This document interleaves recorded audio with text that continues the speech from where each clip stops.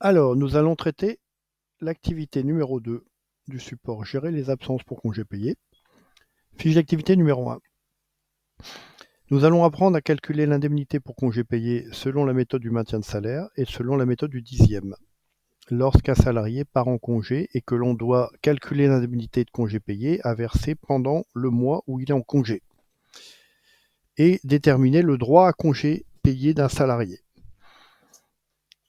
Donc, la tâche qui était donnée, c'était un salarié qui souhaitait prendre des congés du 5 au 16 août 2024.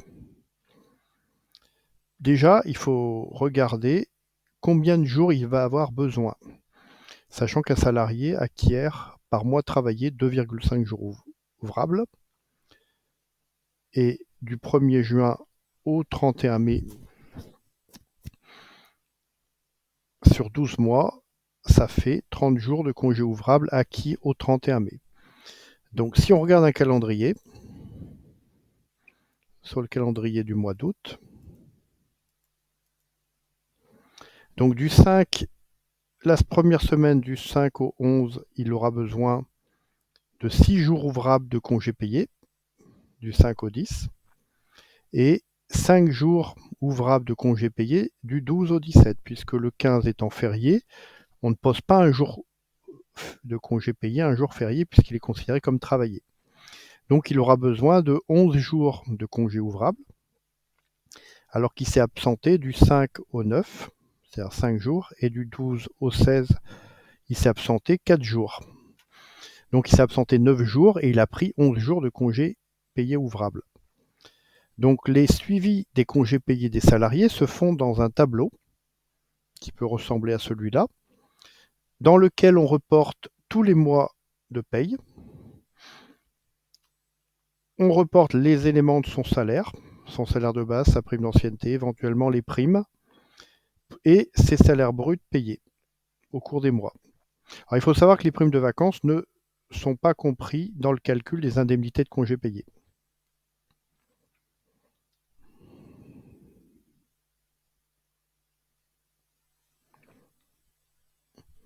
Donc le nombre de congés qu'il a acquis, le salarié, au 30, pour savoir ce qu'il peut prendre pour le mois d'août, on va regarder la fin de la période précédente qui s'établissait du 1er juin au 31 mai.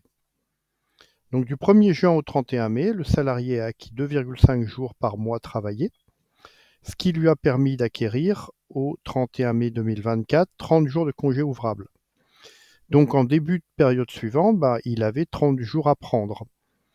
Donc c'est pour ça qu'il a pu largement prendre du 5 au 16, ce qui lui a permis de prendre 11 jours, ce qui lui reste à la fin août 19 jours de congé, qu'il prendra en septembre, voire en décembre. Les 9 jours d'absence ont été mis dans une colonne jours d'absence. Donc maintenant, on va avoir tous les éléments pour pouvoir calculer les éléments du salaire brut.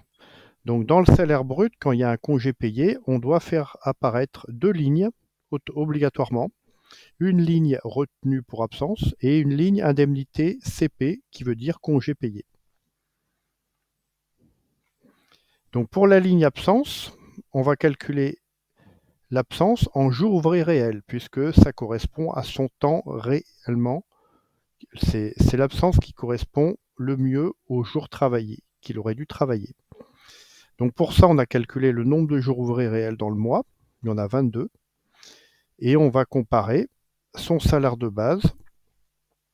On va prendre les 9 jours d'absence multiplié par le salaire de base divisé par les 22 jours. Ça nous donne une retenue pour absence de 797,73 que l'on reporte dans la colonne montant au niveau de la retenue pour absence. Quand on a calculé la retenue, on peut tout de suite calculer l'indemnité de congé payé au maintien de salaire qui correspond exactement au montant de la retenue, mais avec un signe positif. Mais on ne doit pas s'arrêter là, on doit quand même comparer avec la méthode du dixième qui peut être parfois plus favorable. Pour calculer l'indemnité de congé payé du 10e, on va prendre le total des salaires bruts au 31 mai, date à laquelle il a acquis les 30 jours de congé payé qu'il a commencé à utiliser. Donc on va prendre le total des salaires bruts que l'on va diviser par 10. Ensuite, on va multiplier le résultat obtenu par le nombre de congés payés pris ouvrables et on va diviser par les 30 jours qu'il a acquis. Ça va nous donner une indemnité de 865,88. Et on voit tout de suite qu'elle est plus favorable au maintien de salaire, donc on applique celle-ci, qu'on va rajouter dans la ligne indemnité CP en ajout.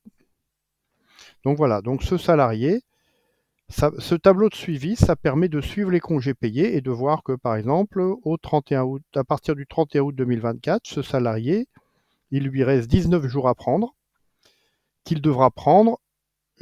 Donc là, les salariés ont jusqu'au 31 mai de l'année suivante pour prendre les congés. Après, les congés sont annulés.